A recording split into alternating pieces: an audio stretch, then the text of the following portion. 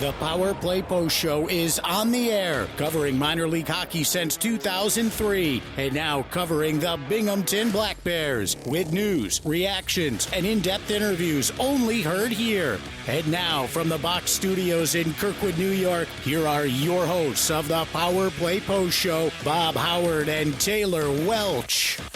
And hello, everybody. Welcome to a very special edition of the Power Play Post Show. We already did our preview show for the playoffs, but we decided to come back and give you a reaction show to react towards the two games that were played on Wednesday night between the Binghamton Black Bears and the Topeka Scarecrows, and of course, the Blue Ridge Bobcats and the Port Huron Prowlers. This is episode number 63 of season number 15, and I've done this all completely wrong, but that's okay. That's okay. We're here to have some fun. It is this is the show for 4/16/2026. I am Bob Howard. She is Taylor Welch. Taylor, let's talk first about the Binghamton game, because what an interesting game. Maybe a tale of two periods versus one period, so to speak. Give me your thoughts overall. The Black Bears did win 4-3 on the road in Topeka, a team we hadn't seen before, but very familiar faces. Your thoughts overall on the 4-3 win? I wasn't really surprised at all. I wasn't expecting to go into this game and have it be a complete blowout like maybe some people thought, or, because Binghamton's been at the top of the list all season long. So people are probably, like, opposing fan bases were thinking we're going to go in there and it's just going to be like wax the floor type of thing. And that's never the mindset that I go in, especially when you're in a playoff game. This is the playoffs. It's not just the regular season anymore. Every win matters. Yeah. And everything is so important in how you execute your game, because you might only get one more chance.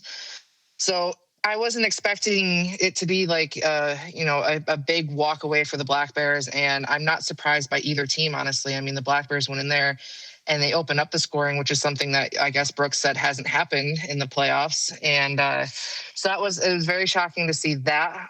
But as far as, going with 4 unanswered goals and then them getting 3, I wasn't surprised with them getting some. They have Steven Klink, and he's somebody who definitely knows how to score. It doesn't matter what team, he knows how to score, and he's going to do that for them. And he definitely showed up for them. And after watching Robbie Nichols talk about it, it was a little bit too late. But I really liked what I saw between these two teams, and it kind of made me wish that we faced them more, honestly. Yeah, no, I agree with you. I think when we did score predictions privately amongst you, myself, and someone else, I said 3-0.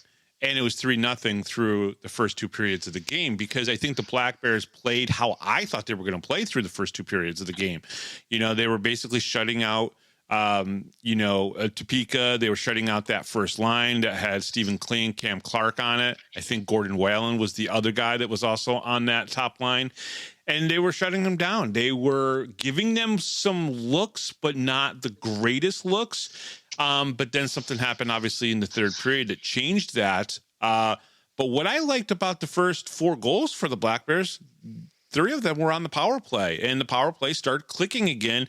And it was the same guys really involved in that power play. It was that first power play unit, which has Mac Jansen, CJ Stubbs, Ivan Bondarenko, Austin DeRazio is on that. And I want to say Dan Stone is the other guy. It's basically the top line is essentially on that. And it performed well. It did exactly what we expect that top line on the power play to do, which is score goals. And they scored 3 out of 4. Yeah, that was definitely nice to see when you're going into the playoffs. When anybody gets a penalty, you're kind of on the edge of your seat, because that's really crucial, and you really want your team to score on those. So to see the power play starting to click like we've seen it all season was definitely something great to see.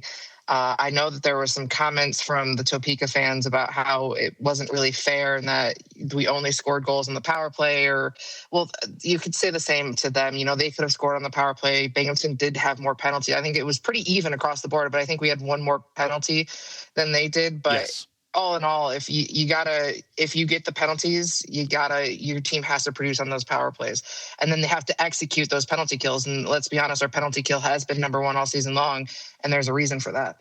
Yeah, I don't understand that excuse from fans where about the power play. Well, they get to score. They can score on the power play, or they can only score on the power play. That's what you want them to do.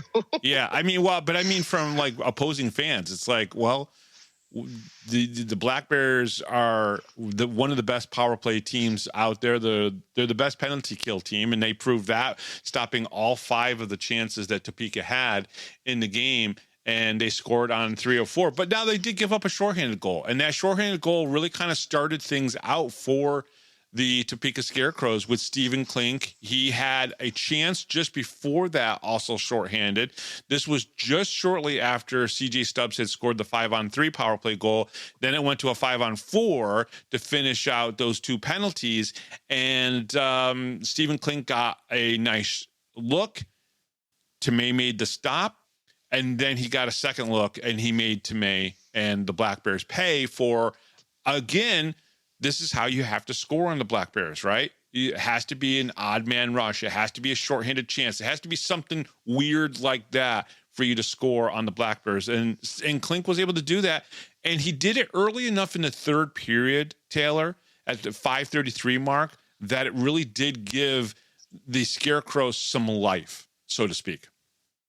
Oh, it definitely did. And I think that's kind of what Robbie Nichols touched on when they did his little interview there. And I've got to say, watching his interview, like talking about the game, is such a relief.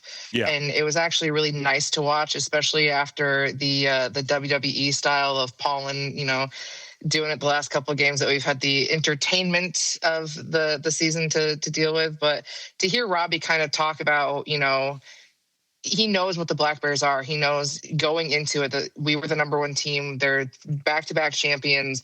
Like, they know that you're going to have to put up a fight to even get across to them. And, it did start to click for them in the third period, but it fell a little bit too short for them, unfortunately. And so I think they're going to probably ride that momentum, is that they went 4 goals unanswered, and then they came to life in that third. And I think that's probably what they're discussing and what they're going to look at and probably try to execute here in Binghamton. But it's going to be a whole new arena to them. And according to them and according to the numbers, they are a road team. That's what a couple of the fans have said, and that's even what the numbers say. But Binghamton's even across the board. So I think Friday's game is going to be very interesting. Yeah, it's going to be kind of an intense game. But after that goal, we get later into the third period with 15:23 left. Stephen Klink takes a feed from Cam Clark and scores the second goal, makes it 4-2. Okay, fine. You expect maybe that to possibly happen. One of the score predictions, I think, was 4-2 of one of us that was out there. And then with 36 seconds left, Jacob Gagnon takes a feed from Trevor Lord and scores the third goal. And then, it's like, all right, the Black Bears controlled the game the first 2 periods. And then Topeka, even if they only scored 2 goals, you would say, well, that's a win for them, right? Because they were able to come back and get something. But when they get that third goal, it just makes you a little bit more concerned, because obviously they take a timeout, they pull their goalie. And I think their goalie played very, very good. Sammy Bernard, I thought, played very well. Now he knows some of the guys on the Black Bears because of playing in the SPHL with them. I think CJ Stubbs was one of those guys. So very familiar. Everybody's familiar. Thought he played really, really good. And then, when they get that third goal, I start to think a little bit. It's like, this is not feeling good. I was not happy with that third period. I wasn't happy with the third goal. That was probably the one where I was like, oh no, because there's still 30 seconds left, and at that time it felt like it was going to drag on forever, especially when they took that timeout. I was like, oh no, because there was a good chance there was you got 30 seconds to tie the game, and it's super possible. I mean, people can score in the last second.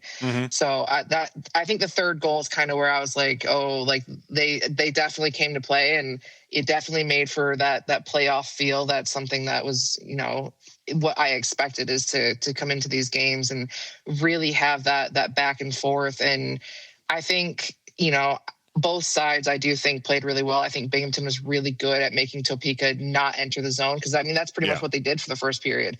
They went almost the entire period before Tomei saw the first shot on goal. So The first period was definitely probably the best played by the Black Bears, and then I think those intermissions, the Topeka kind of came to life, and they really needed something to go on, and I think Klink did that for them.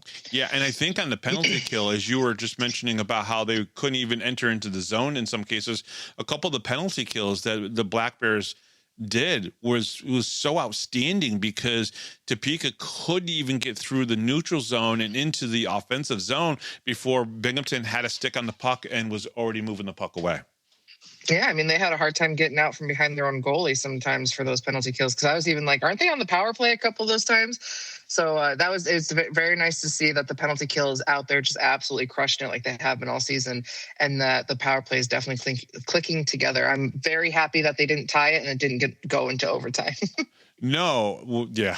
Well, I don't think most of us were staying up that late. I know even Gary Ryan said that he didn't even make it up through the game between Blue Ridge and Port Huron. When that went into overtime, he fell asleep and had to watch some of that stuff this next morning. Some of us who work on the Eastern time zone, we can't stay up that late in some cases. One of the things that I did notice, and I want to mention it, and this is not a knock on the player at all, Kyle Steffen had 3 penalties in the game. First, a boarding in the second period, then a hooking call in the second period as well. And then in the third period, he had that last penalty that was taken in the game, high sticking.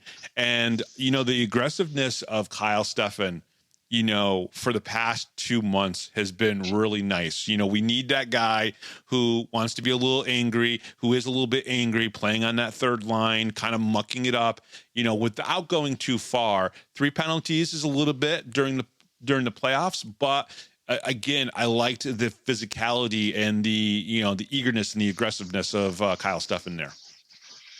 Yeah, I've definitely noticed the physical end of him, and it's something that he's talked about. But for us to have 5 penalties and 3 of them be his, that makes you a little nervous.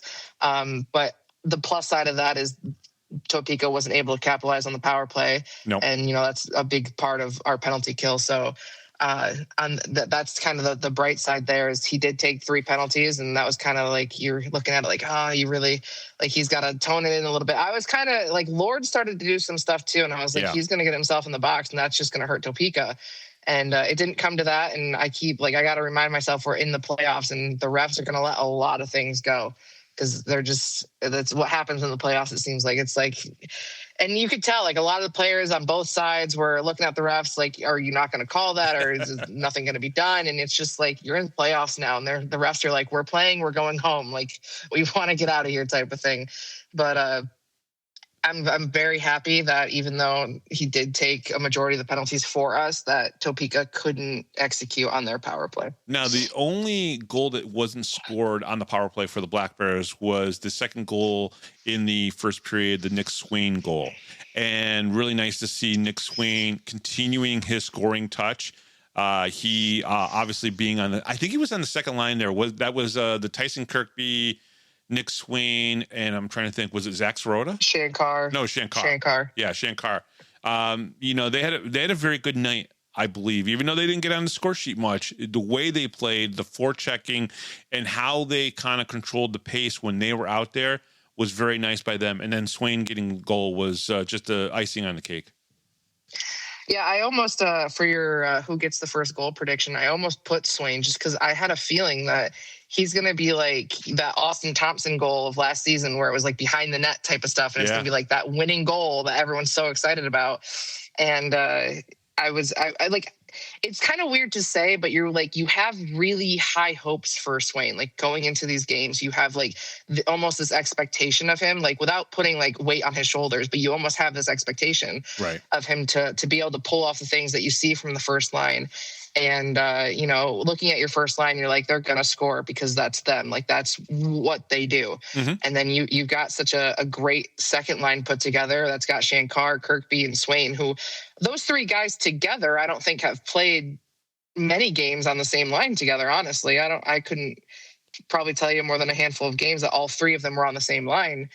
And I think they played really well together. And it was very nice to see. I absolutely love the way that they were able to. I mean, it really looked like you were watching the first line all over again, honestly. No, it really was.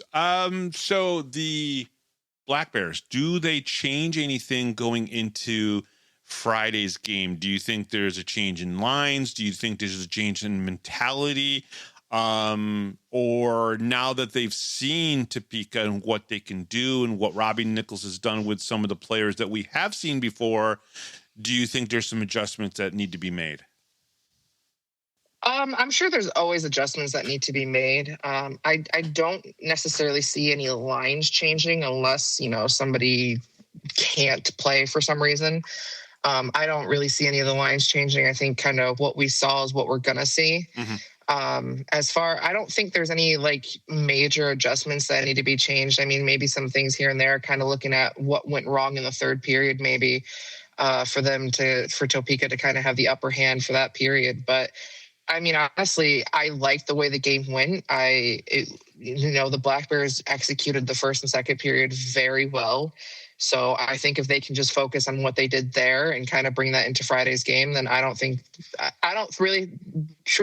there's much that they need to do or change about what they're bringing into Friday's game. That's fair. I don't disagree with you. I think they need to look at some video maybe. And I'm sure Brant Sherwood and Coach Q are doing that today. I would imagine that if they're not already back in Binghamton, they'll be back in Binghamton here in just a few hours. And they'll probably go and look at some video and try and discuss it and then maybe talk about it with the boys tomorrow at the pregame skate. So the Black Bears and the Topeka Scarecrows did get pretty much in the bus shortly after the game on Wednesday night, and both teams are basically racing back to Binghamton, where they'll play game 2 on Friday night. And then if need be, if somehow Topeka, squeaks out a win on Friday night, they will play on Saturday night as well in Binghamton at 7 p.m. As well. Now, Taylor, that wasn't the only game last night. There was a game between the Port Huron Prowlers, who was the second seed in the Empire Division, and then the Blue Ridge Bobcats. And that game went to overtime, something that you were kind of hoping as a person who wants to see the two teams kind of beat each other up a little bit before getting to the next round of the playoffs, if for some reason Binghamton makes it there. And so your initial thoughts of that game, because Blue Ridge seemed to really kind of take it to Port Huron a little bit. Yeah, I mean, I didn't watch any of the game, but I was just kind of checking every once in a while. And, Blue Ridge was able to score very early.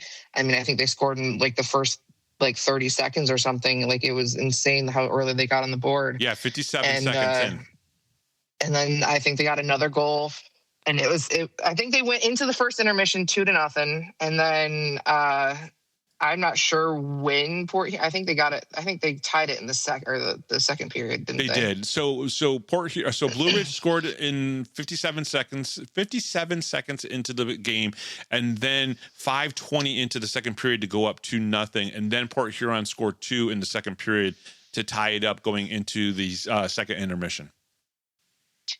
So it's exactly what I expected of these two teams. I 100% thought going into this game that they were going to either go into overtime or it was going to be a very close game before in regulation. So not at all surprised that it went into overtime. Very happy that Blue Ridge got the win. Just because truthfully, I hope they go the full 3 games, and it's just they have to duke it out and it goes into overtime each of these games, just because both of those teams, they're so physical and they're so that's what they talk about, is the physicality in their own game.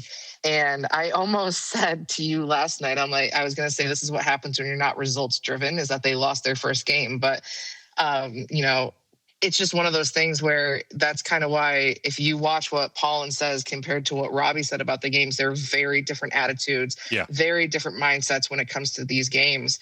And I would 100% agree with what Robbie is talking about over what Paulin's talking about, because Robbie's looking at this as this is the playoffs. These games, they're a lot different than just the regular season. And Paulin's just kind of there was mistakes. There's, and that's not how Robbie looks at it. He's looking at what they did that was positive and kind of pushing on that, instead of where I feel like Paulin kind of looks at the negatives, and that's what he kind of highlights.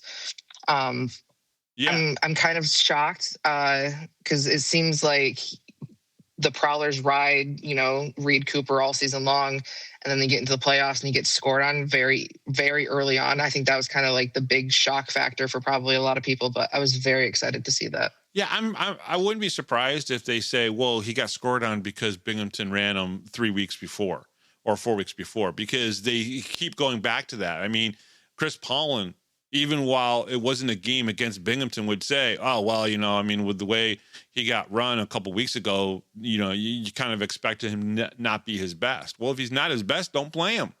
Right? If he's injured, if he's not feeling well, don't play him. But, you're going to play your best goaltender. And obviously that's Reed Cooper. And I think they sat him a little bit at the end, even though he probably could have played. But he did. He gave up a goal 57 seconds in. And then in the second period, it was very early in the second period. I think Blue Ridge probably their mindset was, let's crash the net as much as we can, not necessarily run the goaltender, but crash the net.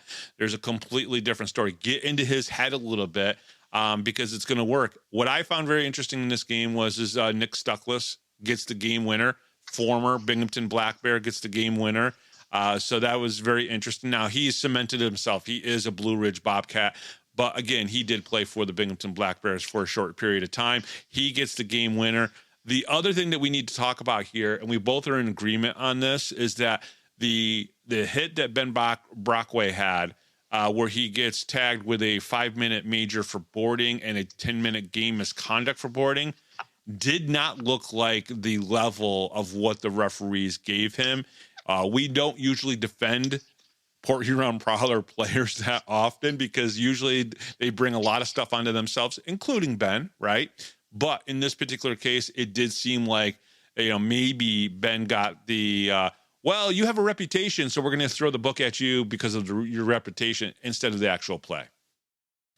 Yeah, I remember because Jeremy had said something to me about it as we were watching the game, and I was like, oh, it must have been really bad. And then you had also messaged me about it, so I went and watched it later on, and I was like, if you wanted to call boarding, I would understand, but for the level of penalties was kind of crazy to me because I watched it back a couple times and I even slowed it down to see if maybe I was missing something or if I just wasn't understanding. It didn't look like it should have been called that way. Right. And I was kind of very shocked by that. And I'm not a Ben Brockway fan at all. He's one of my probably top 5 that I dislike on the Prowlers. Right. So I would never go out on a limb and defend him. But in this case, I almost I kind of agree that I don't think it was the right call against him. And the even more shocking part about that is if you take his penalty out of there, let's say you just give him a 2-minute for boarding. Yeah. The Prowlers only had 2 penalties in that game. It's amazing. That's probably the least amount of penalties they have had all season. Yeah, it was a very clean game between both teams. And again, don't disagree. It probably is a 2-minute minor for boarding, maybe cross-checking at most, but it's definitely not to the level that they gave them. And then basically, yeah, I mean, it was a very clean game for the Prowlers and for the Bobcats for that matter. They only had 3 penalties and for 6 minutes. But this game goes into overtime, and it's something that you told me, kind of off air, that you were kind of hoping that these games between these two guys, they go 3 and then they go into overtime because it just tires them out and makes it a little bit easier for the Black Bears if they make it to the second round.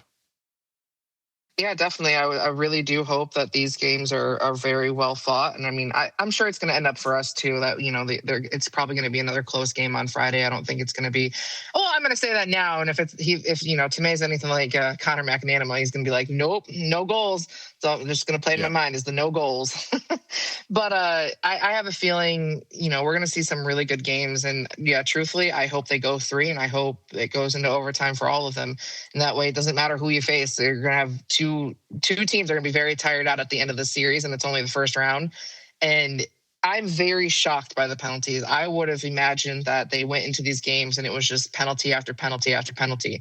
So that is very shocking to me to see. And if that's the way that Port Huron's going to play, and if they make it past Blue Ridge, we've already know Port Huron can't play Binghamton style of hockey and win. I mean, they can't play the Port Huron style and win either. So, I mean, I guess it doesn't really matter. But the taking less penalties, I think it's just going to benefit the Black Bears, even though our power play did look really good last night. Yeah, I'm going to look up here to see if I can actually get to no upcoming games. So apparently I can't look up on Ticketmaster the games for the Binghamton Black Bears for tomorrow. I wonder if that means it's close to being a sellout. I haven't really looked into it, honestly. I mean, I looked the other day and there was still quite a bit for Friday. There was, I think. Well, let's see if I can find it. There we go. First round. Oh yeah, there it is. It wouldn't show up for me at first. I should have had this pulled up ahead of time. But yeah, it looks like there's definitely a decent amount of seats on the on either ends and in the corners. But still, I would imagine that right now you're probably looking at about 3,700 seats sold for the game, which wouldn't be too bad. Hopefully they can sell a little bit more for Friday night's game. Because, you know, in my opinion, I don't know if Topeka really is going to have an answer because, again, yeah, you can rely on Stephen Klink. You can rely on maybe Cam Clark breaking through, Trevor Lord. But after that, I'm not sure if they're going to have an answer for the three line prong attack of the Binghamton Black Bears, plus their power play. Plus, you may not be able to score on the penalty kill as well. Yeah, and I truthfully, I think that Binghamton got to look at this and said, well, Klink is the guy that's going to score, so you guys need to put pressure on Klink. You cannot let him have any space. Yeah. You can't let him enter the zone. So I have a feeling that they're going to put a lot of pressure on him, and I don't think they're going to allow Klink the advantage of trying to get a goal on Dominic Tomei. Yeah, but, you know, if we've got 3,700 tickets sold, or, you know, roughly, so that's what your guess is, 3,600 of those are going to get those LED wristbands. Yeah, you know, without a doubt. So that's going to be pretty neat to see that. Obviously, for the first home game of the playoffs. And if there is a game 2, which let's hope there's not, and everybody can have a nice weekend off and we can watch the Port Huron game against the Blue Ridge Bobcats, because I have a feeling that's going to go 3 games. And watch WrestleMania at the same time, because WrestleMania will be on. So I know there's a lot of hockey fans that are wrestling fans as well. All right. So Taylor, what are you expecting Friday night for the Black Bears? A win. A win? Yeah, it's pretty simple. I expect them to go into this. You know, they've done it the last 2 seasons. They know what they need to do. They know how they need to play. And I expect them to come out of this with a win. And like you said, everybody gets a nice weekend to enjoy themselves. I almost said to Jeremy last night, you know, if Topeka could have fit any of their golf clubs on the bus, they could go and hang out with the Bears on Saturday and go golfing together. Wow. That would be interesting. That would be kind of funny if they could do that, but they probably don't have enough room. Those buses are big, especially the sleeper buses that I'm sure both teams are taking. But at the same time, you also have all the gear and everything that you have to take as well. And hopefully everybody gets into Binghamton safely here later on today. And, you know, we have a game tomorrow, and it'll be very interesting. Taylor and I will be back on Sunday, or sometime on Sunday. We'll record kind of like a more encompassing recap of these 2 games. But we wanted to touch base with you guys and give you our initial reactions. Again, first 2 periods I thought were great. The third period, maybe not the best period for the Binghamton Black Bears in the playoffs. And, you know, I didn't think we were going to blow them out, Taylor, like you said earlier, but I really thought my 3-0 was looking pretty good. And even when they scored the 4th goal, I was like, okay, I'll take that as a win for me if it ends 4-0. But unfortunately, it did not. Yeah, I was expecting it to be a kind of close game. I was expecting it, you know, there was to be a 2-goal difference, not a 1-goal. Everybody likes a 2-goal difference. Kind of gives you that nice cushion to sit on. But they did manage to get 3, and, you know, a lot of their fans were very excited that they got 3 goals. And to them, if you can get 3 goals on the Black Bears, it means that you won the game. And that if you're the Black Bears, you shouldn't have allowed them to get 3 goals. Otherwise your team sucks. Apparently, that still doesn't make any sense to me, because in my opinion, you're in the playoffs and almost only counts in hand grenades and horseshoes. So, yep. No, you're right. I get that. Listen, it is kind of a win for their team to score 3 goals on the Black Bears in the third period. Absolutely 100%. Black Bears have had really good third periods. I would agree if we were in the regular season. I would agree that getting 3 goals on us, but just because, at this point it's you either win or you don't, it's kind of like, to me, the wins are very different right now. Because if you lose a game, it's very tough to come back and win 2. Yeah. All right. And if you lose, if you get to the finals, it's very hard to lose a game and come back and win 3. It's just going down into the playoffs is very hard, where if you lose in the regular season, you hopefully have another chance to kind of come back and you have your series where you have a chance of winning that way. But playoffs to me is just it's a completely different animal. It is. I don't count almost. Like if somehow Topeka comes in and they get 5 goals and the Black Bears get 4, I'm not gonna be like, oh, we almost had them. Be like, we had a loss. Because to me, it's just they're very different outcomes when it comes to playoffs, in my opinion. 100%. All right, folks, we'll be back sometime on Sunday, and we will give you our recap of what has happened. Hopefully, there wasn't a game on Saturday, and we can, have a nice, short, concise thing. I do have an interview planned, and Taylor, why don't you give people an excitement level of what this interview might be like on the Richter scale when it comes to excitement, the one that you know about? Well, it's going to be very hard because you're either going to have a very positive reaction or kind of a negative reaction. The only reason I say negative reaction is because of how we faced against this person, like how the fan bases got along, how the team got along. So you're either going to be very excited because it is somebody that was important in Binghamton to Binghamton. Okay. But at the same time, it's somebody that we've seen a bit this season, and fans are very kind of up and down about it. You either still love him or you kind of don't like him this season. All right. There's your tease, fans, for Sunday's interview, which I'm hoping to be recording a little bit later on today. So for Taylor Welch, I am Bob Howard. Thank you very much for listening to this special edition of the Power Play Post Show. We'll talk to you guys again on Sunday at some point. So hopefully we'll be talking about good things on then. And you've been listening to the Power Play Post Show.